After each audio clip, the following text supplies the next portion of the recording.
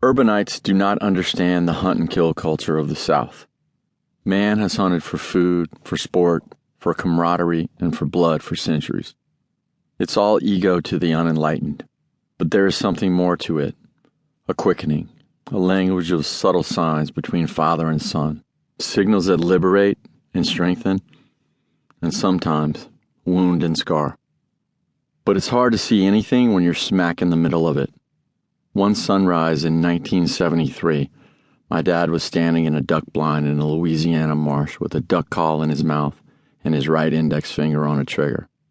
He eyed the ducks over the early morning horizon and identified each type. Son, mallards, 700 yards, 3 o'clock, get down. He then blew his duck call and simultaneously tried to keep me from spooking our prey as they circled toward their watery death.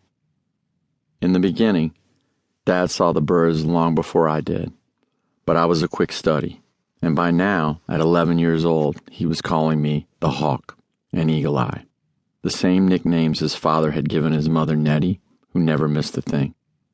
Occasionally while waiting, Dad would slip from his jeans pocket the worn leather flask he'd inherited from Hop and take a drink.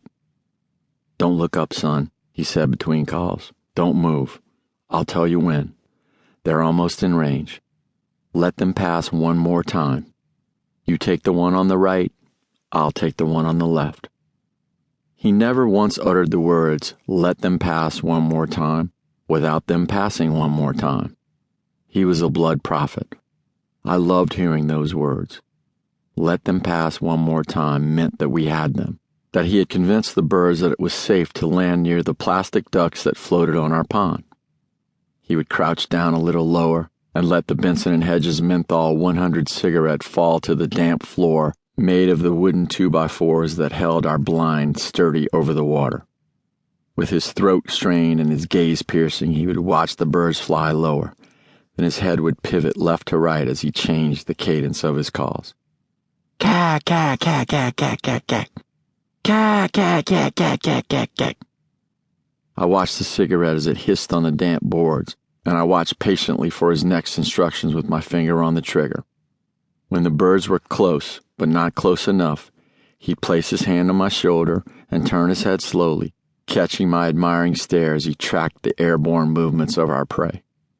Then his hands, which looked just like mine, moved slowly from my shoulder down to the stock of the Model 12 Winchester that his father had given him 20 years earlier.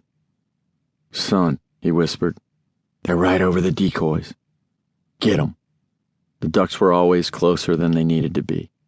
Dad worked hard at making sure I would get a good shot, and he always let me shoot first. From the earliest time in our family, for reasons I would only later understand, I gravitated toward Dad, and Bryan gravitated toward Mom. When I jumped into Dad's lap as he watched Walter Cronkite in his lazy boy reclining chair in the late afternoons, our union was instant. Whenever I leapt onto him, wherever he was, it was like a hot knife through butter. He wouldn't have to move, he wouldn't have to strain, he didn't have to adjust his arms or fix his hair. We just fit. Bryan never fit like that with Dad. One fall afternoon in the late 60s, Dad, smelling of blood and beer, burst through the kitchen door from under the carport. I was 8 at the time, and Bryan was 10. I took my eyes off the Hot Wheels I'd assembled beside a makeshift starting gate on our living room floor, and Bryan paused from his drawing tablet at the dining room table. "Follow me, boys.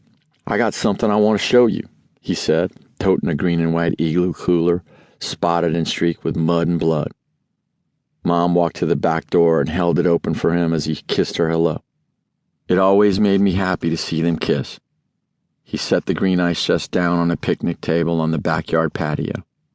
I was excited to see what was in it and stood by him like a dog stands by his master. Bryan walked out onto the patio and stood by me, curious too.